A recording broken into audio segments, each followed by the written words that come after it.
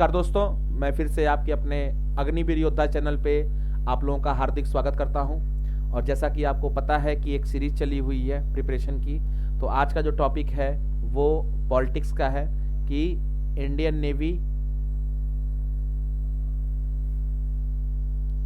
MRSSR में politics यानी खासकर जो जीएस के पोर्शन में अगर पॉलिटिक्स से क्वेश्चन आता है तो कैसा आता है।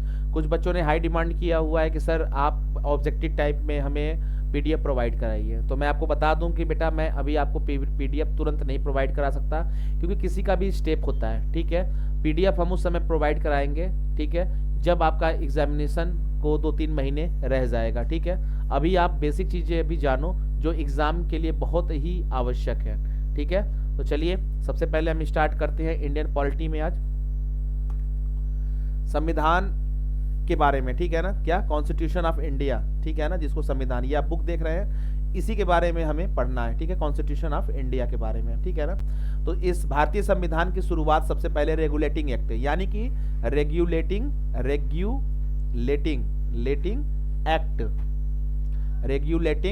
एक्ट, ठीक है,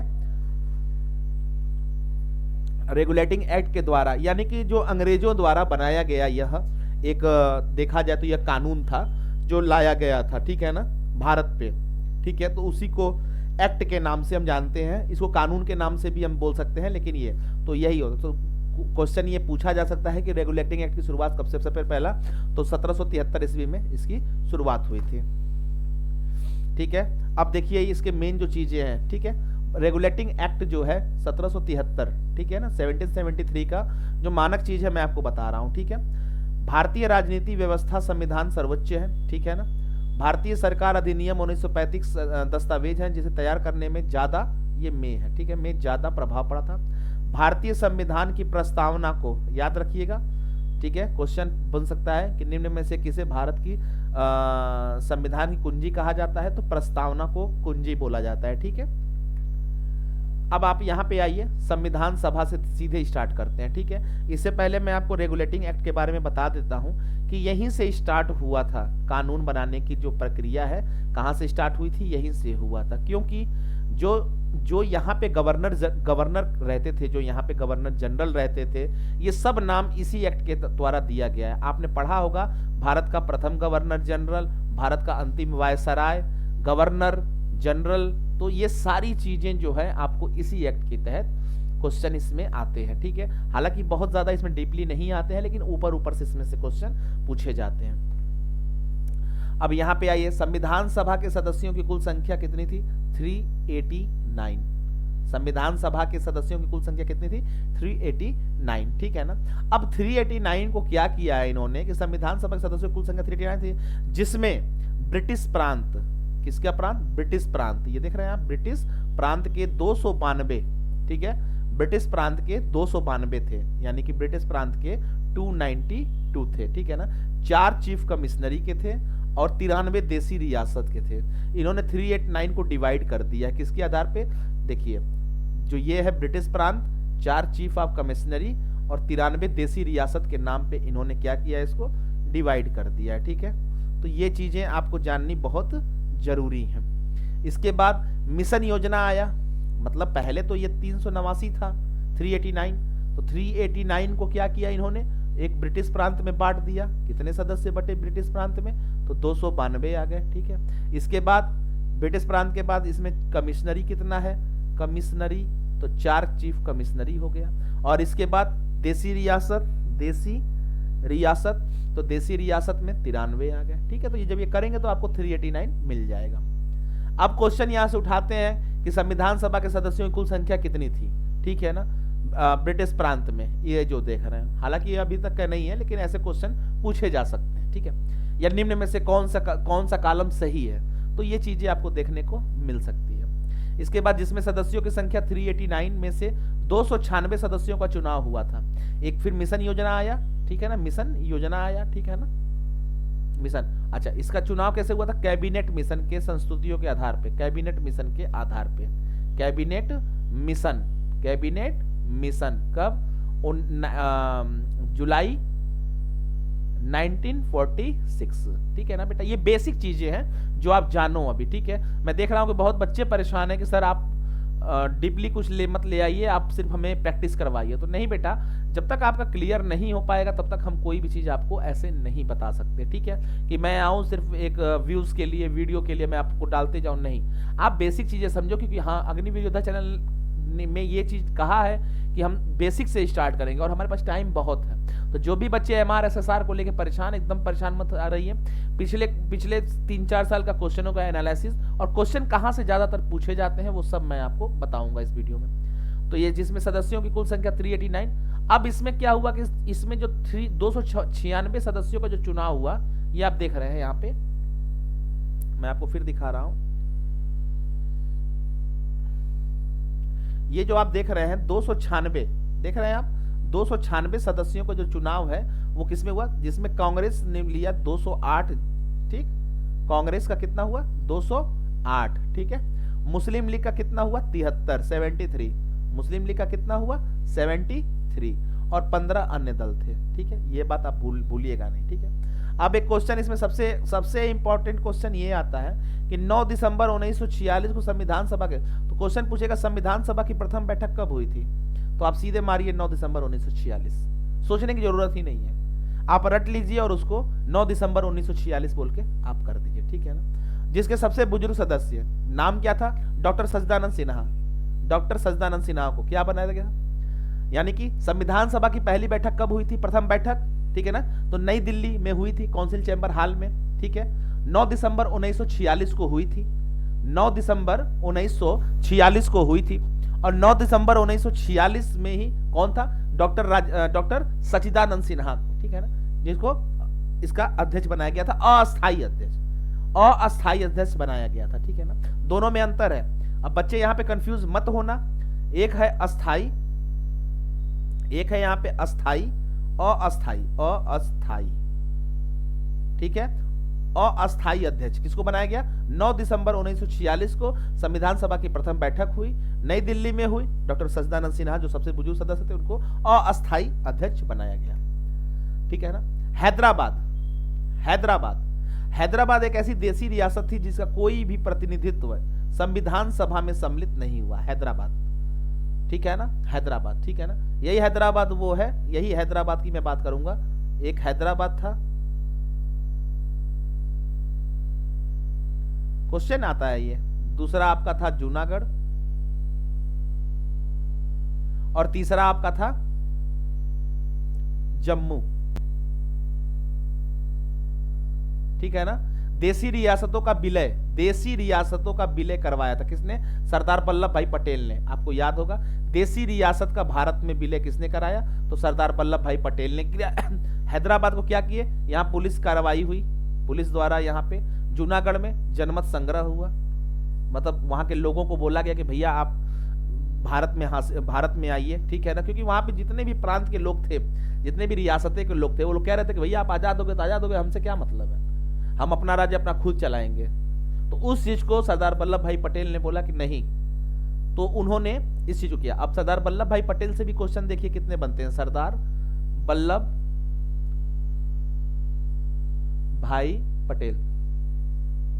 अब देखिए प्रथम गृह मंत्री कौन थे, सरदार वल्लभ भाई पटेल थे। ठीक है ना, देसी रियासत का भारत में विलय किसने किया, तो सरदार वल्लभ भाई पटेल ने किया। ठीक है ना, और जिसमें हैदराबाद पुलिस द्वारा, जूनागढ़ जनमत संग्रह और जम्मू को विलय पत्र द्वारा क्या किया गया, मिला लिया गया किसमें, भारत में। प्रतिनिधित्व 3 समुदाय के आधार पर हुआ, जिसमें मुस्लिम, सिख और साधारण थे।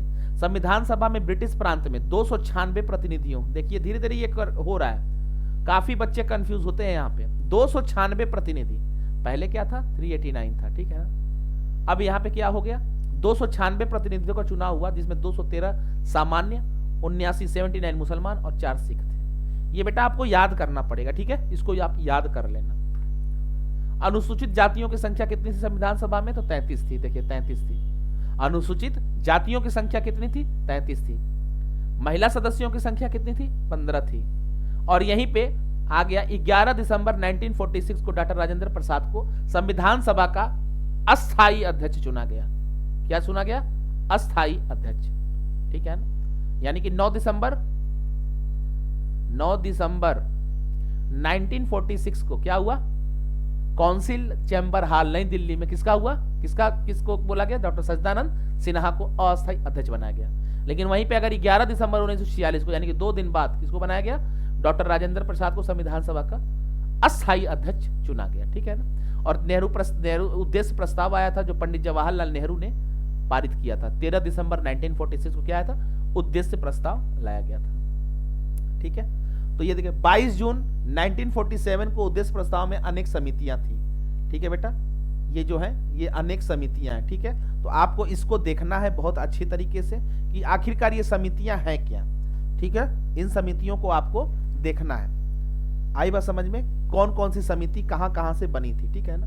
तो देखिए सबसे पहले थी आपकी वार्ता समिति। कौन सी समिति, वार्ता समिति, ठीक है। इसके बाद आपका था संघ संविधान समिति। आई बात समझ में, वार्ता समिति हो गई आपकी, यहां पे पहली समिति का नाम क्या था, वार्ता समिति। संघ संविधान समिति, प्रांतीय संविधान समिति, संघ शक्ति प्रारूप समिति, ठीक है। तो ये आप याद कर लीजिए, इसको बहुत इंपॉर्टेंट है ये, ठीक है ना, ये बहुत इंपॉर्टेंट है। BN राव के द्वारा 29 अगस्त 1947 जिसके अध्यक्ष डॉक्टर राजेंद्र प्रसाद को, ठीक है ना, भीमराव अंबेडकर थे, ठीक है ना, BN राव द्वारा प्रस्तावित किया गया था। अध्यक्ष डॉक्टर भीमराव अंबेडकर थे, इसके अन्य भी सदस्य थे, ठीक है ना। ये देखिए इन सदस्यों के नाम है, ठीक है ना। बंगाल से डॉक्टर भीमराव अंबेडकर का निर्वाचन हुआ था। डॉक्टर भीमराव अंबेडकर का निर्वाचन कहां से हुआ था, किसमें, संविधान सभा। किससे हुआ था, तो सीधे सीधे आप बोलेंगे सबसे पहले कि पश्चिम बंगाल से इनका निर्वाचन हुआ था, ठीक है ना। After election Bombay India divided, ठीक है ना।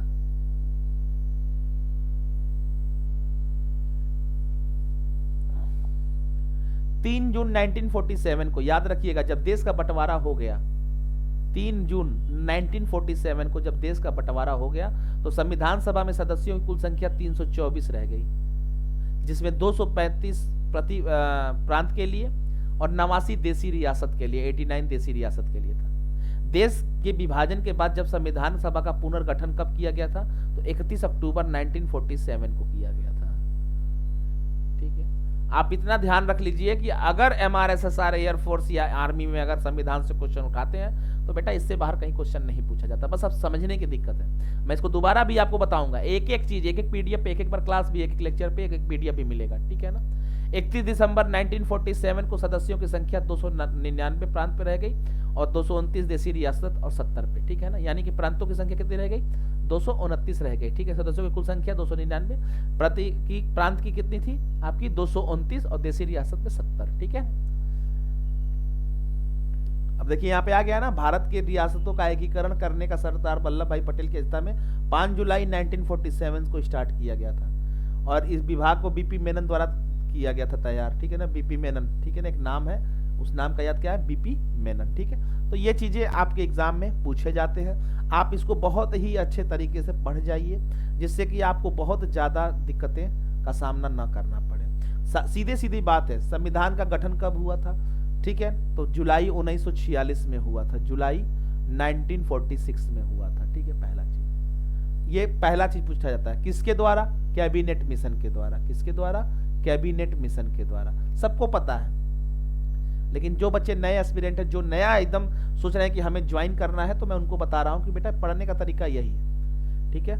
ये हो गया कैबिनेट मिशन। तीसरा, इसके बाद आएगा कि प्रथम बैठक कब हुई थी, ठीक है ना। संविधान सभा की प्रथम बैठक जो हुई थी 9 दिसंबर 1946 को हुई थी, 9 दिसंबर 1946 को हुई थी। कहां, नई दिल्ली में हुई थी। कहां पे, काउंसिल चैम्बर हॉल में। अध्यक्ष अस्थाई कौन बनाया गया था, तो डॉक्टर सच्चिदानंद सिन्हा को बनाया गया था, ठीक है। तो ये तमाम चीजें आपको इसमें देखने को मिलती हैं। इसके बाद अस्थाई अध्यक्ष हो गए। फिर उसके बाद 11 के बाद 13 दिसंबर 1946 को क्या हुआ, 13 दिसंबर 1946 को डॉक्टर राजेंद्र प्रसाद को बनाया गया। 9 दिसंबर 1946 को इनका हुआ था और 13 दिसंबर में किसका हुआ था, देखिए 9 दिसंबर 1946 में हुआ था, ठीक है। तो ये चीजें बेटा आपको याद करनी है, एक एक चीज भूलना नहीं है, ठीक है ना, एक एक चीज आपको। इसके बाद महिलाओं की संख्या कितनी थी, महिलाओं की टोटल संख्या कितनी थी, ठीक है। और आपके लिए इसमें कोई इंपॉर्टेंट चीज जो है मुझे नहीं लगता। हाँ, अब देखिए एक चीज और है, एक टॉपिक और है। अब इसमें आता है जो मैंने आपको अभी समिति बताया, देखिए समिति, ये देखिए ये समिति बताया आपको। अब इसमें बहुत डीपली अगर जाएंगे तो ये पूछते हैं कि जैसे कि प्रारूप समिति के अध्यक्ष कौन थे, तो डॉक्टर भीमराव अंबेडकर।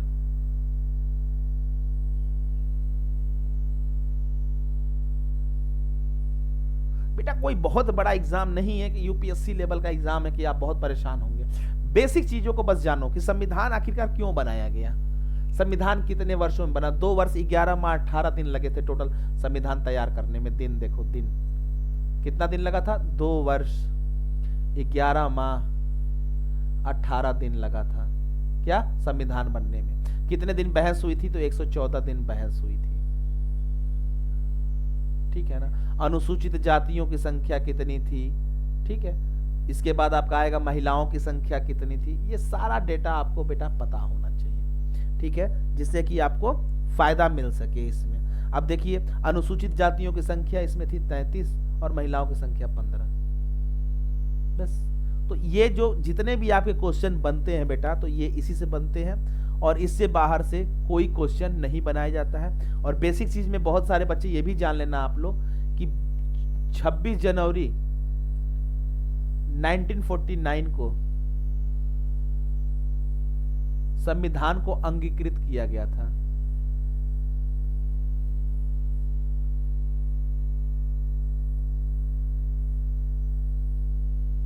किया गया था, ठीक है। तो ये सारी जितनी भी बेसिक चीजें हैं बेटा आप जानो। हम नेक्स्ट वीडियो में और भी ज्यादा इसको ट्राई करेंगे और मैं इसको समझाने की कोशिश करूंगा। तब तक के लिए जय हिंद, जय भारत। और वीडियो को लाइक शेयर सब्सक्राइब करना ना भूलिएगा।